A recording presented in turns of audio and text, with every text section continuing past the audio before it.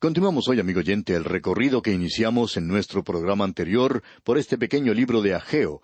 Y como dijimos al principio, usted va a encontrar que este es un libro diferente de cualquiera de los otros que hemos estudiado y que han sido escritos por los profetas.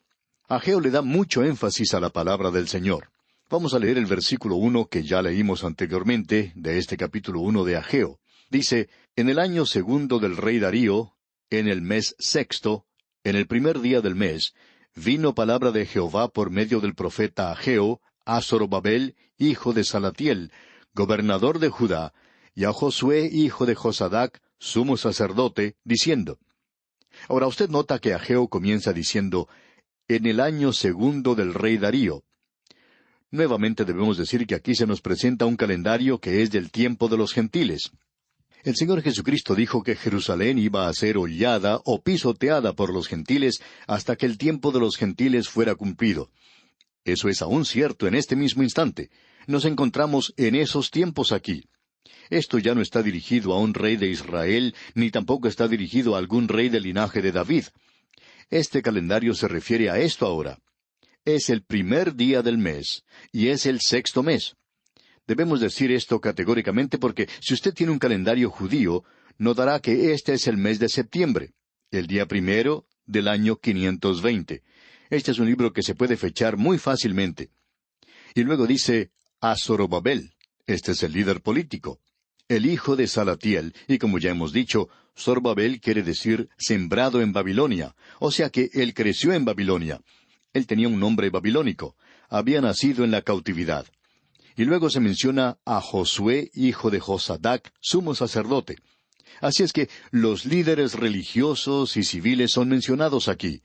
Y continuamos con el versículo 2 que dice, Así ha hablado Jehová de los ejércitos, diciendo, Este pueblo dice, no ha llegado aún el tiempo de que la casa de Jehová sea reedificada. Observemos esto por un momento, amigo oyente. Dios está repitiendo aquí lo que la gente estaba diciendo. Amigo oyente, cuando ellos regresaron por primera vez a esa tierra, regresaron con mucho entusiasmo. Había gran anticipación. Y el entusiasmo que existía era muy elevado, por cierto. Pero luego ellos se encontraron con una oposición gigantesca, lo que requería un tremendo esfuerzo, un esfuerzo de Hércules, y encontraron muchas otras dificultades. Y después de haber pasado por un período así, se desanimaron. Ellos habían perdido todo el ánimo cuando comenzaron a reedificar el templo. Las dificultades que encontraron parecían insuperables. Así es que ellos racionalizaron que ahora no era el tiempo de edificar. Es decir, esa era una pseudo-consolación. Ellos habían decidido mantener el status quo, o sea, quedarse en el estado en que estaban. ¿Por qué? Porque dijeron, bueno, eso es algo difícil, duro y evidentemente Dios no quiere que nosotros lo hagamos. Ya se había echado los cimientos de esto, pero la oposición de los samaritanos era tan intensa que ellos detuvieron la construcción. No continuaron, y la excusa que ellos daban era que no había llegado aún el tiempo para hacerlo. Amigo oyente, esto va a doler un poco porque Ageo va a colocar el cuchillo donde está la llaga, y creemos que esto se puede aplicar a la vida de muchos creyentes hoy. ¿Ha escuchado usted alguna vez a alguien explicar que desistió de hacer algo, o que no fueron a tal o cual lugar, porque esa no es la voluntad de Dios? Y ellos lo explican diciendo, bueno, la voluntad del Señor es que yo hiciera otra cosa, o el Señor me dirigió a hacer esto o aquello otro. Amigo oyente, esa expresión de los creyentes cubre gran multitud de pecados. Es tan fácil de usar cuando las cosas se ponen difíciles y cuando se presentan los problemas y las dificultades. Es tan fácil regresar y poder informar a todos y decir, bueno, el Señor me necesitaba en otra parte. Esto también se puede apreciar mucho en cuanto a algunos pastores, cuando las cosas se ponen difíciles en la iglesia. Y hay veces que es bastante difícil para el pastor, y simpatizamos mucho con ellos, con aquellos que en realidad están tratando de servir a Dios. Pero es muy fácil decir, bueno, el Señor me está guiando a otra parte. Y cuando cualquiera de nosotros nos encontramos en una situación difícil, esa es la respuesta que nos viene muy pronto a los labios. Bueno, el Señor me está guiando a otra parte. Esta gente había comenzado a construir el templo, y el hacerlo era algo difícil. Usted recordará a Nehemías, cuando ellos estaban construyendo otra ciudad, la clase de oposición que tuvo él cuando trató de reedificar los muros. Bueno, ellos tenían la misma clase de oposición cuando trataron de edificar el templo. La gente dejaba de hacerlo y decía, bueno, no es ahora el tiempo del Señor para hacer esto. El autor de estos estudios bíblicos, el Dr. J. Vernon McGee, contaba que cuando él era pastor de una gran iglesia en la ciudad de Los Ángeles, en el estado de California, Estados Unidos, llegó el momento cuando tuvo que remodelarse el edificio y cambiar los asientos de lugar, ya que era un lugar bastante viejo y quizá de unos 50 o 60 años. Y trataron de preparar todo y hacer que el lugar quedara lo más cómodo posible. Ahora había allí personas muy piadosas que decían, bueno, nosotros no creemos que deberíamos gastar el dinero en poner bancas acolchonadas. Deberíamos dar este dinero para las misiones. Bueno, la mayoría de la gente quería asientos con cojines, así es que se les propuso lo siguiente. Nosotros vamos a hacer esto aquí, y aquellas personas que tienen tanto entusiasmo en cuanto a remodelar el lugar, ellos van a dar lo suficiente como para pagar por el banco de ustedes y el de ellos también. Ustedes entonces pueden dar su dinero para los misioneros. Entonces se les dijo que dieran el dinero para los misioneros, pero se recibió muy poco dinero ese día. ¿Y sabe por qué? Porque no había llegado aún el tiempo, no era la voluntad del Señor. En realidad ellos no tenían ninguna intención de dar, y utilizaban esa excusa de no dar para los asientos nuevos, porque decían que debería darse para los misioneros. Bueno, si debería darse para los misioneros, ¿por qué no lo daban? Pero no lo hicieron. Amigo oyente, eso ocurre en muchos lugares donde se lleva a cabo una actividad como esta. Siempre se presenta el mismo problema. Siempre hay un pequeño grupo, y por cierto que son pocos, y gracias a Dios por eso, pero estos nunca quieren hacer nada. Pero son personas que demuestran mucho talento en criticar lo que ocurre, y siempre dicen que el dinero no debe ser gastado en nosotros, sino que debería ser dado para los misioneros. Bueno, ¿por qué no se lo dan a los misioneros entonces? Pero no lo hacen. Y esa era la clase de gente que estaba aquí con Ageo. Él quitó la venda y dejó al descubierto la herida. Y usted puede estar seguro de una cosa, esta no era una de esas curitas que se despegan fácilmente de una herida sin dolor. Él la arrancó de la herida y dolió mucho. Escuche usted lo que él les responde aquí en el versículo 2. Así ha hablado Jehová de los ejércitos, diciendo, este pueblo dice, no ha llegado aún el tiempo de que la casa de Jehová sea reedificada. Aquí tenemos ahora el mensaje que él va a presentar. Esa era su respuesta a ellos. Este es el mensaje número 1, dado el 1 de septiembre del año 520. Aquí está la respuesta de Dios. En el versículo 3 dice, entonces vino palabra de Jehová por medio del profeta Ageo, diciendo, notemos que este hombre está dando su total apoyo a la palabra del Señor a través de todo esto. A Dios sea la gloria. Esto no era un cántico para él, pero lo hizo de esta manera. Escuche usted aquí el versículo 4. ¿Es para vosotros tiempo, para vosotros, de habitar en vuestras casas artesonadas, y esta casa está desierta? Lo que él estaba señalando era esto. Esta gente que había dicho que no era aún el tiempo de construir la casa del Señor, había construido sus propias casas. Y parece que había bastante tiempo para hacer eso. Esto es algo sorprendente. Aún en el día de hoy uno descubre eso, no solo en el pastorado, sino también en la obra radial. Hay muchas personas que prometen, sí, yo creo que el Señor está guiándome a que les ayude. Y luego, más adelante, cuando las cosas se ponen un poco difíciles para ellos, dicen, bueno, quizá no es la voluntad del Señor que yo haga esto. En el momento en que las cosas se hacen difíciles, entonces es cuando decidimos que eso no es la voluntad del Señor. Pero cuando es algo para nuestros propios fines egoístas, personales, entonces sí lo hacemos. Siempre hacemos un esfuerzo extra para tratar de lograr algo, aquello que es para nuestro provecho. Por ejemplo, esta gente estaba viviendo en casas artesonadas, dice aquí. ¿Cómo eran ellos capaces de hacer eso? Había dificultades, pero ellos sobrepasaron esas dificultades para construir su propia casa. Pero no eran capaces de sobrepasar las dificultades para construir la casa del Señor. Y la pobre excusa que utilizaban era, bueno, no ha llegado aún el tiempo de que la casa de Jehová sea reedificada. Por cierto que nos cansa el escuchar a la gente que presenta excusas así para no hacer algo por Dios. Dicen, bueno, no es la voluntad del Señor. ¿Qué es lo que sabe usted de la voluntad del Señor, amigo oyente? ¿Solo porque es difícil, porque es duro, porque le va a costar algo a usted? ¿Quiere decir eso entonces que no es la voluntad del Señor? Amigo oyente, esa no es la forma de interpretar la voluntad del Señor. A veces es bastante duro y difícil. Ah, si pudiéramos tener algunos de los santos de Dios aquí con nosotros hoy, ellos nos podrían decir.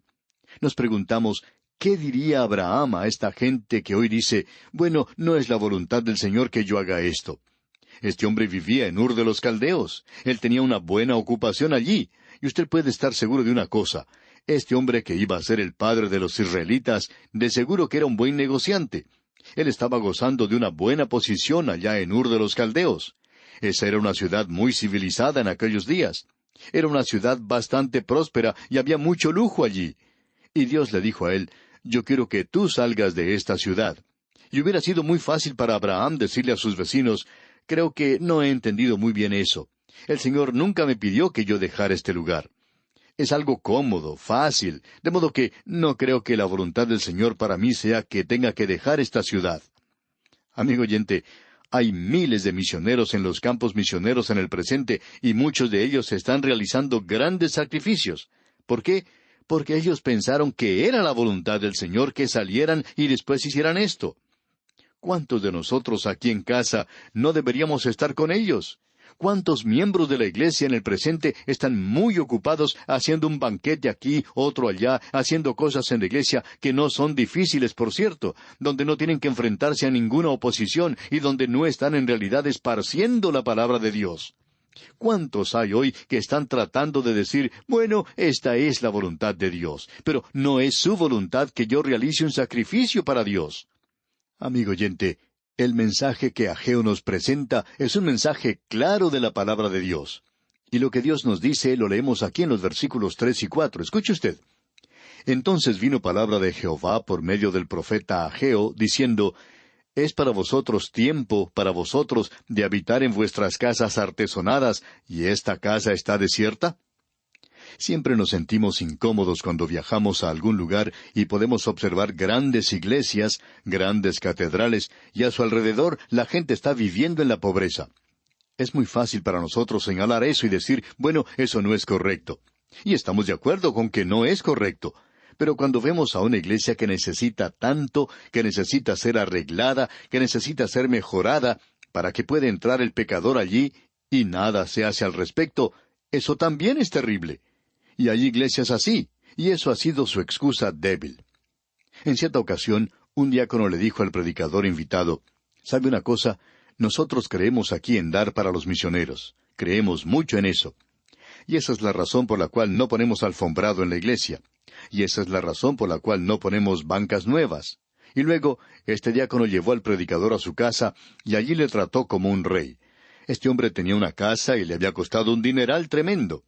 Y al ver la suntuosidad de ese lugar, era muy difícil en realidad no decir nada al respecto, y el pastor sintió deseos de decirle, bueno, usted cree en dar para los misioneros, y no cree en instalar una alfombra en la iglesia, y no hacer de ese lugar algo cómodo y atrayente, pero mire su propia casa. ¿Qué nos dice en cuanto a esto? ¿No podría haber ahorrado algo así? No había necesidad de construir una casa tan grande y tan costosa. La mitad del dinero ha estado aquí, y podría haber sido entregado para los misioneros, para aquellos en los cuales usted dice tener tanto interés. Amigo oyente, ¿cuánto en realidad está usted gastando y cuánto está usted dando para Dios? Esto nos toca muy de cerca, ¿no le parece? Permítanos utilizar otra ilustración. En cierta ocasión un predicador salió con un amigo creyente. Ese amigo le llevó a cenar a un lugar donde era bastante caro, pero él allí dejó una propina bastante buena para la persona que les atendió en la cena. Luego fueron a una iglesia para escuchar a cierto predicador y escucharon un buen mensaje. Y cuando llegó el momento de las ofrendas, el predicador observó lo que este hombre hacía. Y este hombre puso menos dinero allí de lo que él le había dado como propina a la persona que les había atendido en el restaurante. Y el predicador pensó, este hombre ni siquiera le da una propina a Dios. Él le da más propina a la persona que nos atendió en el restaurante que lo que le da a Dios. Amigo oyente, esto nos toca a nosotros aquí donde vivimos nuestra vida diaria. Esta gente estaba diciendo, no ha llegado aún el tiempo de que la casa de Jehová sea reedificada. Y entonces Dios dice, es para vosotros tiempo, para vosotros, de habitar en vuestras casas artesonadas, ¿y esta casa está desierta? Amigo oyente, esa es la hipocresía que existe en el presente. Era algo que molestaba en gran manera a los profetas, el escuchar que la gente se jactaba de lo que ellos podían hacer por Dios, pero lo que hacían para sí mismos eran cosas superiores de lo que estaban haciendo por Dios. Se lo dijimos, amigo oyente, que este mensaje de Ageo es algo que duele. Dijimos que Ageo no iba a ser muy popular. Este hombre nunca ganó un concurso de popularidad. Él nunca lo hubiera podido ganar. Es como un reloj despertador. El reloj despertador nunca va a ser una de las posesiones más apetecidas en el hogar de muchas personas. Esto no va a ser algo que irá a parar en algún museo. El reloj despertador nunca va a ganar concurso alguno de popularidad. A nadie le gusta despertarse súbitamente de su sueño. El que hace eso es un criminal y debe ser castigado, no premiado. En el día de hoy está tratándose de hacer relojes despertadores que tengan un sonido agradable, que no sea ese timbre tan violento que nos sacude de nuestro sueño. Pero el reloj despertador con cualquier otro sonido todavía es un reloj despertador y le interrumpe a uno el sueño. Hay grandes empresas en el presente que hacen que sus empleados escuchen música suave y agradable mientras trabajan. Ya no se utiliza el látigo del capataz para que los empleados produzcan más. Pero, amigo oyente, cuando la gente se encuentra cómoda y satisfecha, no quiere escuchar una voz que los perturbe o algún sonido desagradable. En cierta localidad se pidió a una iglesia que no colocara campanas porque el sonido de ellas despertaría a las personas que dormían los domingos por la mañana en el vecindario. En días como los nuestros, Juan el Bautista perdería la cabeza otra vez, no por reprender al rey, sino por ser agitador y proclamar alguna calamidad. Esa es la razón por la cual los profetas de Dios nunca ganaron ningún concurso de popularidad. Ellos fueron apedreados, no premiados. Ellos fueron rechazados. Y Ageo, amigo oyente, es como un reloj despertador. Él nos despierta, Él nos molesta, y no nos gusta esto. Él ocupó una posición bastante difícil. Se encontraba en una situación muy dura. La gente ni siquiera notaba su mensaje. No querían oírlo. Ellos recién habían salido de Babilonia, no querían escuchar lo que él les decía, pero él trató de despertarles y de hacer algo por Dios. Dios mediante, en nuestro próximo programa veremos cómo él hizo esto. Este hombre hizo esto de una manera muy fuera de lo común, aunque no era muy original que digamos. Pero aún así es algo que no se está utilizando en el presente. Creemos que puede ser efectivo si adoptáramos el método de Ageo en la obra de Dios en la actualidad. Bien, amigo oyente, vamos a detenernos aquí por hoy. Dios mediante, continuaremos nuestro estudio de este pequeño libro de Ageo en nuestro próximo programa. Mientras tanto, le sugerimos que usted lea todo este capítulo 1 de Ageo y comience a darse cuenta de lo que tiene que decir. Estamos seguros que se verá muy interesado en seguir con nosotros este viaje que estamos llevando a cabo por este libro de Ageo. Que el Señor continúe bendiciendo su vida, es nuestra ferviente oración.